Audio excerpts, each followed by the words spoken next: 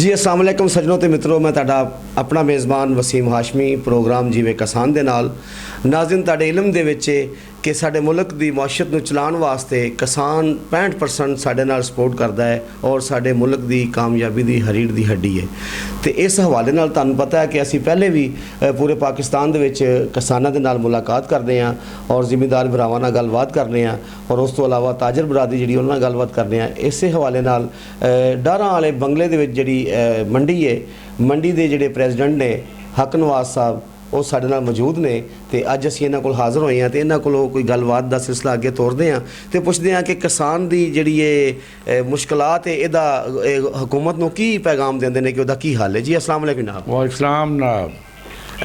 अपना हक नवाज साहब तुसीं ये गल दसो कि तुहाडे इलम च कि किसान दे नाल सतीली मां जैसा सलूक हो रहा है तो इहदा की हल है, की सद्देबाब गौरमेंट नूं करना चाहिए? गौरमेंट नूं जी सब तो पहला जिहड़ी इनपुट्स ने ना जी जी ਉਹਦਾ बहुत ही ज़्यादा रेट आ जी क्योंकि किसान ਦੀ ਜਿਹੜੀ ਫਸਲ ਹੈਗੀ ਹੈ ਨਾ ਉਹ ਫੇਵਰ 'ਚ ਨਹੀਂ ਆ ਰਹੀ, ਰੇਟ ਫੇਵਰ 'ਚ ਨਹੀਂ ਹੈਗੇ।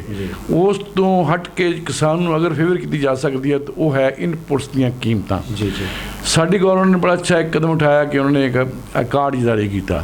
ਉਸ ਕਾਰਡ ਤੇ ਕੀ ਹੋ ਰਿਹਾ ਕਿ 1000 ਰੁਪਇਆ ਪਰ ਏਕੜ ਤੇ ਕਾਰਡ ਬਣ ਲੱਗਿਆ, ਕੱਟ ਲਿਆ ਗਿਆ। जी ਹੁਣ ਜਿਹੜੇ ਖਾਦ ਡੀਲਰ ਨੇ ਜਾਂ ਦਵਾਈਆਂ ਵਾਲੇ ਨੇ ਉਹ 200-300 ਰੁਪਇਆ ਜ਼ਿਆਦਾ ਰੇਟ ਜਿਹੜੇ ਨਾ ਕੱਟ ਰਹੇ ਨੇ। ਇਹ ਬਹੁਤ ਵੱਡਾ ਜ਼ੁਲਮ ਹੈ ਸਾਡੇ ਫਾਰਮਰ ਦੇ ਨਾਲ। ਜਿੰਨੀ ਦੇਰ ਤੱਕ ਅਸੀਂ ਆਪਣੀ ਕਿਸਾਨ ਨੂੰ ਸਬਸਿਡੀ ਦੇਈਏ, ਜੋ ਮਰਜ਼ੀ ਕਰੀਏ, ਅਗਰ ਇਹਨੂੰ ਅਸੀਂ ਸਰਵਾਈਵ ਨਹੀਂ ਕਰਾਂਗੇ ਨਾ ਤੇ ਮੁਲਕ ਸਾਡਾ ਨਹੀਂ ਚੱਲ ਸਕਦਾ। ਕਿਉਂਕਿ ਤੁਸੀਂ ਕਿਹਾ 65% ਸਾਡੀ ਅਸਲੇ 78% ਜਿਹੜੀ ਆਬਾਦੀ ਹੈ ਨਾ ਉਹ ਕਿਸਾਨਾਂ ਤੇ ਮੁਨਹਸਰ ਹੈ। बिल्कुल ਜਿਹੜੀ ਕਿ ਹਰ ਮੁਲਕ ਪੂਰੇ ਮੁਲਕ ਨੂੰ ਸਾਡੀ ਹਰ ਚੀਜ਼ ਮੁਹੱਈਆ ਕਰਦੀ ਹੈ। बिल्कुल ਦੁੱਧ ਤੋਂ ਲੈ ਕੇ ਰੋਟੀ ਤੋਂ ਲੈ ਕੇ ਗੋਸ਼ਤ ਹਰ ਚੀਜ਼ ਉਹ ਮੁਹੱਈਆ ਕਰਦੀ ਹੈ। ਅਗਰ ਉਹ ਹੀ ਪਿਸ ਗਿਆ ਤਾਂ ਨਾਮੁਮਕਿਨ ਹੈ ਕਿ ਅਸੀਂ ਸਰਵਾਈਵ ਕਰ ਸਕੀਏ। बिल्कुल जी ਸਾਡਾ ਬਹੁਤ ਚੱਲਣਾ ਮੁਸ਼ਕਿਲ ਹੈਗਾ।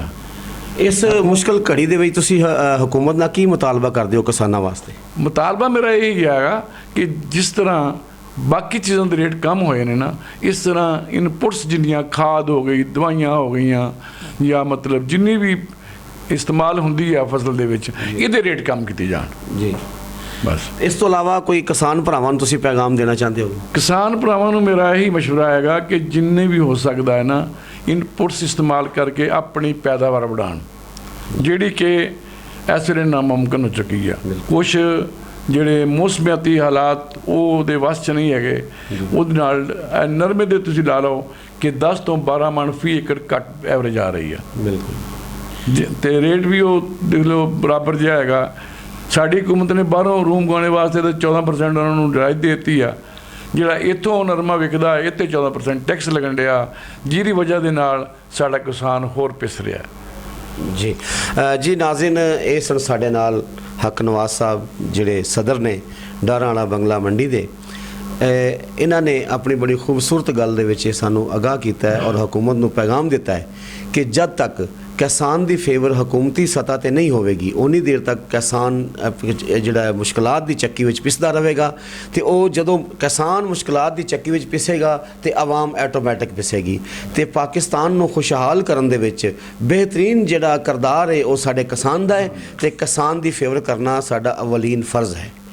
इहदे नाल अपने मेज़बान वसीम हाशमी दिओ इजाज़त। पाकिस्तान जिंदाबाद।